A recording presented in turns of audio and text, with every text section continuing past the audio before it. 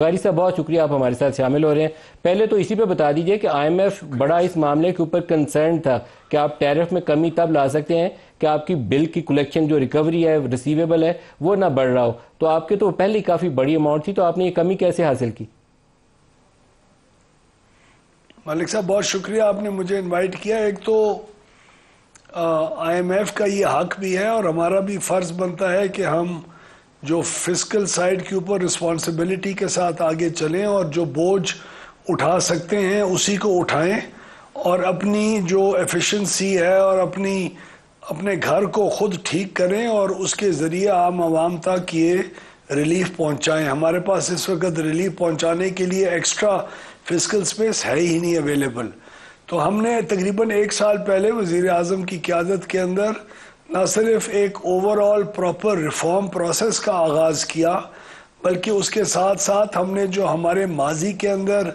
اس قسم کے آئی پی پی کے کانٹریکٹس جس کے اندر جگہ تھی، سپیس تھی، اور ہم سمجھتے تھے کہ ہم باہمی اتفاق کے ساتھ ان اونرز کو اور آئی پی پی کی کمپنیز کو قائل کر سکیں گے، تو ان کے ساتھ ہم نے ایک ریویو کا پروسیس شروع کیا جو تمام ٹرانسپیرنسی کے ساتھ پچھلے کئی مہینوں کے اندر چلتا رہا۔ آج بھی ہمارے کئی آئی پی پیز ایسے ہیں جن کے ساتھ یہ ریویو کا پروسیس جاری و ساری ہے۔ ابھی تک ہم نے جتنا بھی ایڈوانٹیج ان کے ریویو کانٹریکٹس کرنے کے شکل میں 3200 کچھ ارب روپے کا عوام کے لیے اگلے 3 سے 25 سال کے اندر کیے جانے والی پیمنٹس سے اپنے آپ کو پروٹیکٹ کر کے حاصل کیا، اس کی سالانہ جو بچت تھی، ایک تو وہ 7 روپے 41 پیسے کا حصہ ہے، اور اس کے علاوہ پرائم منسٹر صاحب نے آج سے کئی ہفتے پہلے 2-3 ہفتے پہلے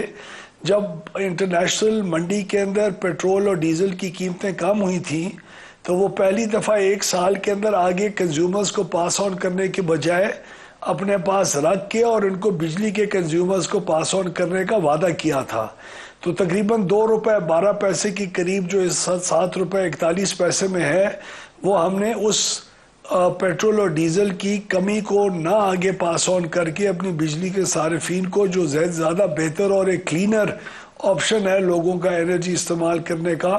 اس کی طرف ہم نے ٹرن کیا۔ تو یہ 7 روپے 41 پیسے کا ایفیکٹ اس طرح آیا۔ اچھا ایک چیز اگر موٹے موٹے نمبر مل جائیں، 4 یا 5 آپ نے آئی پی ایسے تھے جو پرانے جن کو آپ نے بند کر دیا، کچھ ایسے تھے جن کے اوپر آپ نے ٹیک اینڈ پے کا ایگریمنٹ کیا، اور کچھ ایسے تھے جو چائنیز سی پیک کے نیچے لگے ہوئے ہیں، وہ پروسیس ابھی چل رہا تھا۔ بتائیے کہ اس میں بریک اپ کیا ہے؟ چائنیز سی پیک کے اوپر آپ کو کنسیشن ملی یا ابھی وہ پروسیس آن ہے؟ چائنیز سی پیک کے پلانٹس کے اوپر اور اس کے علاوہ کئی ایسے پلانٹ ہیں، ٹوٹل تقریباً 68 ایسے پلانٹس ہیں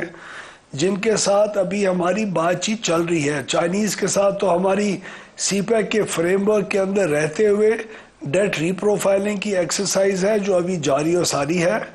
اس کے علاوہ ان سی پیک کے پلانٹس کے علاوہ بہت سارے پلانٹس ہیں، ونڈ کے ہیں، سولر کے ہیں، اور مختلف ہیں۔ حکومت کے کچھ پلانٹس ایسے ہیں جن کے ساتھ ابھی ہم اس پروسیس میں ہیں، اور جب وہ انشاءاللہ بھی ٹرانسلیٹ ہو جائیں گے اور ان کے ریویو ہو جائیں گے کانٹریکٹس ان کے ساتھ، تو پھر اس وقت ہم جو بھی فائدہ ہوگا وہ باڈی رسپانسبلٹی کے ساتھ عوام تک پہنچائیں گے۔ ملک صاحب اس سٹیج کے اوپر یہ بھی بات کرنا ضروری ہے کہ اگر ہم صرف آئی پی پیز کے کانٹریکٹس کو ریویو کر رہے ہوتے تو ہمارے جو انٹرنیشنل ڈیولپمنٹ پارٹنرز ہیں ان کا ہمارے اوپر اعتماد نہ ہوتا۔ یعنی یہ تو بہت آسان کام ہے یا یہ بہت ایک لیس مشکل کام ہے ریویو کانٹریکٹس باہمی مشاورت کے ساتھ کرنا، لیکن اصلی بات یہ ہے کہ ان میں ایک اعتماد ہونا چاہیے کہ آئندہ یہ سسٹینیبل بھی ہے کہ نہیں، یہ مستقبل کے اندر یہ عمل قیمتیں کم کرنے کا جاری و ساری بھی رہ سکے گا کہ نہیں، یا اس کو بھی ہم مینٹین کر کے رکھ سکیں گے کہ نہیں۔ تو اس کے لیے ریفارم پروسیس کے اندر ایک عملی اس قسم کے اقدامات اٹھانا اور اس کی طرف پیش رفت کرنا، اس سے ہمارے انٹرنیشنل ڈیولپمنٹ پارٹنرز کو میں سمجھتا ہوں کہ کانفیڈنس آیا،